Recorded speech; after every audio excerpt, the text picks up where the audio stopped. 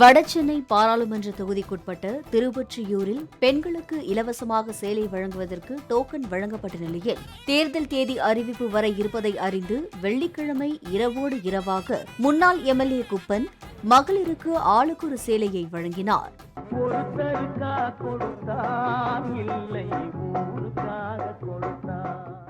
வரக்கூடிய நாடாளுமன்ற தேர்தல் நாளைக்கு அறிவிக்கிறான். இன்னைக்கு பயந்த போயிட்டு எனக்கு ஒரு மெசேஜ் வந்தது, இன்னைக்கு சாயந்தரம் அறிவிக்க போறான். நடப்பா அறிவிச்சா நம்ம நலத்திட்டம் கொடுத்துருக்க முடியாது. இன்னைக்கு கொடுக்குறோம்ல, இதை கொடுக்க முடியாது. தேர்தல் அறிவிச்சுட்டா நடைமுறைக்கு வந்தா கொடுக்க முடியாது. திடீர்னு அப்புறம் பார்த்தா நாளைக்கு 3 மணிக்கு அப்பா எனக்கு உயிரை வந்து, ஏன்னா எல்லாரும் டோக்கன் கொடுத்துட்டோம், தாய்மார்களாக வந்து காத்துட்டு இருப்பாங்க. நம்ம ஏமாத்துற மாதிரி ஆகிடக்கூடாது. இன்னைக்கு வந்து நம்ம கொடுக்குற சூழ்நிலை உண்டாயிடுச்சு. நாளைக்கு 3 மணிக்கு தேர்தல் அறிவிக்கிறான். அநேகமாக இன்னும் 1.5 மாதம் தான், 2 மாதம்.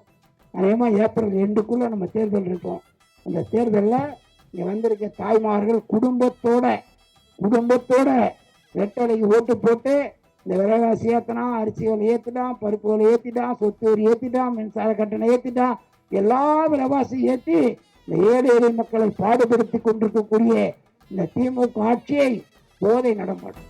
இன்னும் அதிமுகவில் எந்த தொகுதிக்கும் வேட்பாளர் அறிவிக்காத நிலையில் வடசென்னை தொகுதிக்கு ராயபுரம் மனோகர் தான் வேட்பாளராக அறிவிக்கப்படுவார் என்று கூறிய முன்னாள் அமைச்சர் மாதவரமூர்த்தி இரட்டை இலைக்கு வாக்கு கேட்டார்.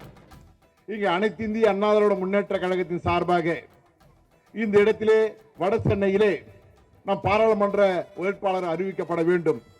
அந்த வகையிலே மாண்புமிகு அண்ணன் எடப்பாடியுடைய ஆதரவு அன்பை பெற்றிருக்கக்கூடிய இங்கே உங்கள் மத்தியிலே அருமையான கருத்தை இங்கே நல்கி சென்றிருக்கக்கூடிய மரியாதைக்குரிய அமைப்பு செயலாளர் அண்ணன் ராயபுரம் மனோகர்களை நிச்சயமாக அறிவிப்பார்கள் என்று நாங்கள் நம்புகின்றோம். அதை நாங்கள் உங்கள் மத்தியிலே சொல்லிக்கொள்ள மகிழ்ச்சி அடைகின்றோம்.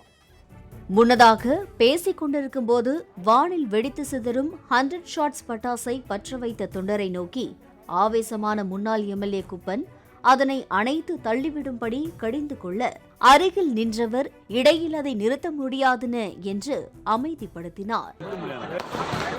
யார் போட்டது? வேலையை செய்யாத நீ இந்த மாதிரி பட்டாசு வேலை பார்க்கற சும்மா தேவையா பண்ணிட்டு.